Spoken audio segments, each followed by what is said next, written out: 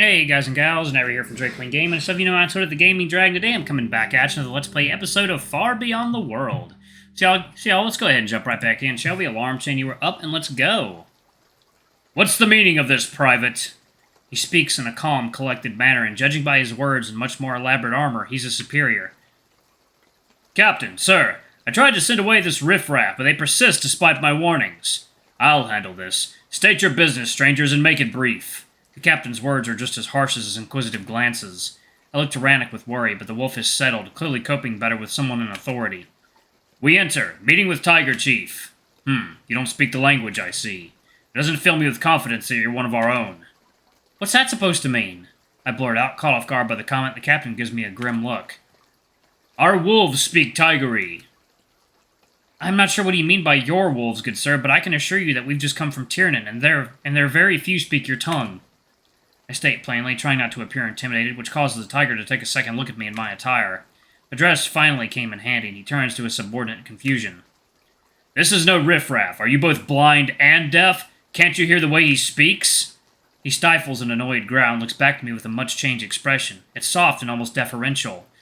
Forgive me, my lord. My men might be strict, but we were given orders to be wary of strangers traveling on the western road.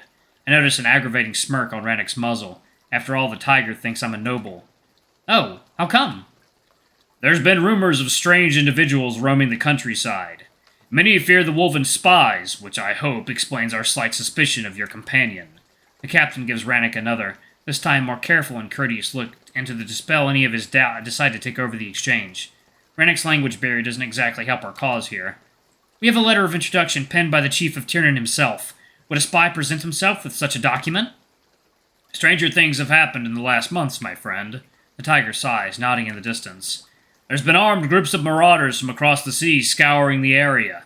I do not doubt your sincerity, but you cannot begrudge me my caution either. He is a wolf, after all. Of course, but he is no spy, I can assure you of that. I look to Rannoch and flash my brows at the letter he has stashed behind his belt. Reluctantly, he removes it and passes it on to the tiger, who scrutinizes the seal. Those foreign wolves are part of the reason why we come here. We were sent to meet with Lord Magistrate to treat with him and establish diplomatic relations between Strandbard and the Tiernan tribe. Rannoch, son of Varric, as he say, Tiernan. I've heard of your father. The captain scratches his chin, passing the unsealed envelope back to the wolf. For his sake, I hope you don't intend to follow in his paw prints. Me envoy, meet with the Tiger Chief. Rannoch reiterates through his teeth, oddly stirred by that ominous comment, which is evident in an annoyed flicker of his tail. The magistrate. The tiger corrects. But yes, I suppose you have a right of entry. But, sir! Was that an unprompted opinion, Private? He throws harshly at the guard for butting in, and the soldier moves back a few paces with a somewhat worried expression. No. Good. Then I take it you've just volunteered for latrine duty. The captain sneers and looks to us apologetically.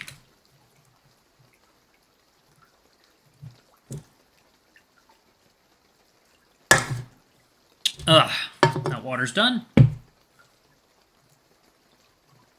You may go, my friends, but tread carefully, especially you. He narrows his eyes at Rannoch. No funny business, Wolf. We always had little patience for your kind around here. Nowadays, less than ever before. And with that warning, we're allowed through. As we pass the gate, we're greeted with a small square. 3 streets open up onto it, pouring out various kins rushing in the late hours of the day. Before I can take all this in, my eyes venture to Rannoch. He's clearly unhappy with the warm greeting we've received, and I place my hand on his tense shoulder. You can't really blame them. You've heard from the farmer and now the guards. There are wolves running rampant through the countryside.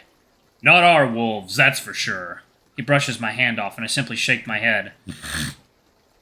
It doesn't matter. They're all scared, and they have good reasons to.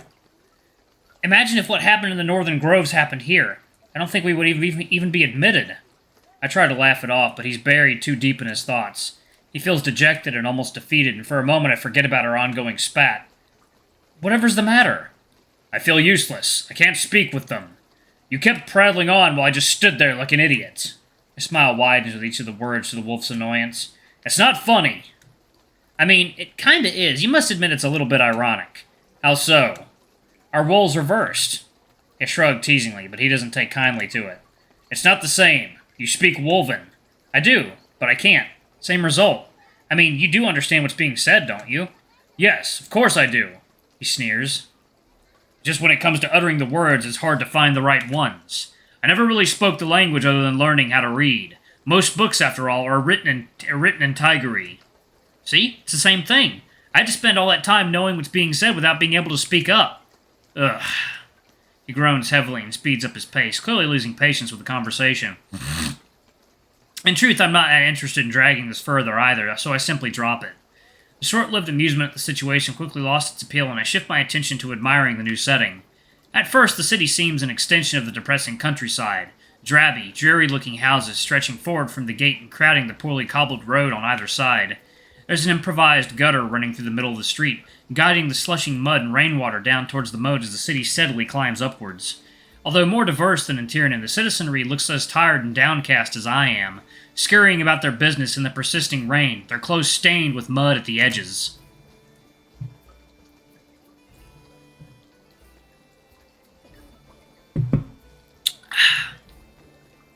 Despite the farmer's earlier enthusiasm, I'm met here with an air of clear indifference.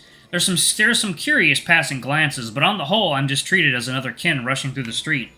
The tigers are a clear majority here, but I can spot an odd lion or an otter, which is mind-blowing to say the least. I expected to be gawked at, but instead I'm the one doing the gawking. There's even an occasional wolf sporting a curious tattoo underneath the left eye. In fact, as we continue towards the city center, I count 3 more, all giving us rather suspicious and almost hostile gazes. And each one of them with the same symbol on their left cheeks, an upwards-facing crescent with a droplet beneath it. What's that about? I break our silence, nodding subtly to yet another wolf standing underneath an archway. They all have the same tattoo. It's not a tattoo. Brannick responds solemnly. It's a brand. A weeping moon. A mark of a banished wolf. All wolves here were banished? Not all, but most. He concedes through a heavy sigh. Some left Tyranny on their own accord, but those who were forced out got branded. That's horrible! I blurt out in clear disgust, but he only gives me this telltale patronizing look. There are 6 tribes, many of them having very little control over the outer packs. A banished wolf with little importance could simply avoid punishment by sneaking to another tribe with us none the wiser. This way we know who broke our laws and cannot be trusted. I still think it's a bit extreme, I continue, unconvinced by his explanation seemingly taking straight out of the Scarlet Letter. Branding people, that's just barbarity. Thankfully, that's no longer your burden to carry. Brannick's issue issues another, this time exasperated sigh, and looks to me sternly, pulling on my arm. I know you have a penchant for seeking out trouble, but do not trifle with any of those wolves. I try to flinch away, but he only tightens his grip. I am serious. We do not banish our own lightly. Most of those wolves committed a heinous crime or a sacrilege. Or were found out to bed other males. I throw in harshly, finally pulling my arm free from his paw. At first he's taken aback by my defiance, but quickly renews his hold. Trust me, you can be snide all you want, but far more wolves are banished for murder or thievery than for buggering another male. Tana was caught red-pawed and even admitted to the whole thing, yet he still remains within the tribe. As a laughing-stock, I give him a challenging gaze and then look back to his paw, still very much tightening around my wrist. Reluctantly, he lets go, either to avoid causing a scene, as some passers-by started paying attention to our increasingly heated exchange, or because he realizes that he begins to cross some boundaries. You're just like him, stubborn and always acting like you know best. I decided to ignore that. You all kept saying how being defective could end up in banishment. Only if you're unapologetic about it. My eyes shoot wide open. There's nothing to be apologetic about. There is if you stubbornly but selfishly put your own women desires ahead of the needs of your people. Second, y'all. Water time. Alright, guys and gals, and we are back. Let's jump back into it, shall we? Okay. He cuts me off coldly. Each of us has our place and role to play. You, of all people, said you understand that. I guess that was a lie. No, it wasn't, but this... Seriously, I do not want to talk about things you clearly do not understand. He brushes his paw at me in dismissal. Chalk us up to savage primitives if you must, I don't care. But if you have any wits about you, you will stay away from the Weeping Moon. Those wolves will hurt you, especially if they learn where you came from and how privileged your position has been. Privileged? I nearly choke at this somewhat inappropriate assessment, but yet again, my indignation is met with his indifference. Yes, privileged, the wolf states coldly. In case you forgot, you are another kin who broke our sacred laws and encroached on our lands. Many were killed for less. Those who were banished by their own kin certainly would see this as an insult. You think Aldris was out to get you? He asked with a slight tone of mockery in his voice. To her, you were just a pawn to use against my father. To them, this would be personal. In fact, some might even think they would redeem themselves if they only got to bring your little pink head back to their respective chiefs. I swallow heavily at his final words, almost throwing at me with his last strength to maintain composure. His chest is rounded and he breathes heavily. I can see he's upset. He worries. He might mask it behind an outburst because that's the only way to move forward without a further heartbreak. He wants me to hate him. It'd be easier for him if I did. I lock my eyes with his tucked tail, which completely derails his feigned anger stance, and I nod softly. Okay, I'll stay clear of the Weeping Moon, I promise. I try to keep my voice from quivering, as this realization shifted my anger towards sadness and despair. I really don't want to stay here on my own, but his mind seems to be made up. We continue our journey into the city in silence, and the deeper we get, the nicer the surroundings. The houses up ahead begin to shift into a more pleasant type. A well-built, tall stone structures with decorative colonnades and terraces.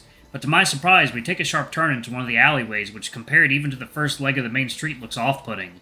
It's dark and unpaved, with overhanging upper floors nearly touching in the center, creating a very foreboding tunnel. The moisture leaks down the walls and gathers on the road, meaning that we're now trudging through mud with my boots, drawing an audible pop whenever I pull them out of the muck. Why are we here? I thought that we would stay at the famous inn. I mutter, not really sure where he's taking us. The Stranded Bard is not a place you simply get into. Unless you are a famous bard, a prominent patron, or one of their regulars, that inn is off limits. So we'll be staying in a slum? It's not a slum. This place was recommended to me by Vithier. He and a few others stayed here each time they visited. When was that? A whole generation ago? I scoff, having to dislodge my left foot from the sludge in hand. Seriously, it looks bad because of the weather. I give him a challenging stare. This place wouldn't look appealing even if you'd give it a paint job. Stop your complaining. We're here. Rannoch points to a sign slowly bopping in the wind. The broken keg. Despite my misgivings about the place, the sound of revelry taking place inside is quite reassuring, and the golden glow of the lights flooding the street from the window is very inviting. I guess it could work. I shrug and allow the wolf to lead us inside. At first, we're met with a typical Western greeting, a silence falling over gathered and every eye locked on us. There's even an odd cough coming from the back of the room. Within seconds, the patrons return to their merriment. The hall fills with the clanking of mugs and cheers yet again. Ah, Master Wolf! A short yet stout tiger rushes to greet us, bowing gracefully in front of Rannoch. Forgive us our weariness. We don't allow the disgraced ones in this locale. Disgraced ones? I find myself asking in confusion. The ones with the marking. They're no good troublemakers, a lot of them. But you're more than welcome. Please, come, come. He bids us to follow and Rannoch shrugs. Alright, y'all, I'm actually going to pause it right there. Thank you all so much for watching. Don't forget to like, comment, subscribe, and that notification bell. I love you all, and I shall see y'all in the next video. Bye-bye!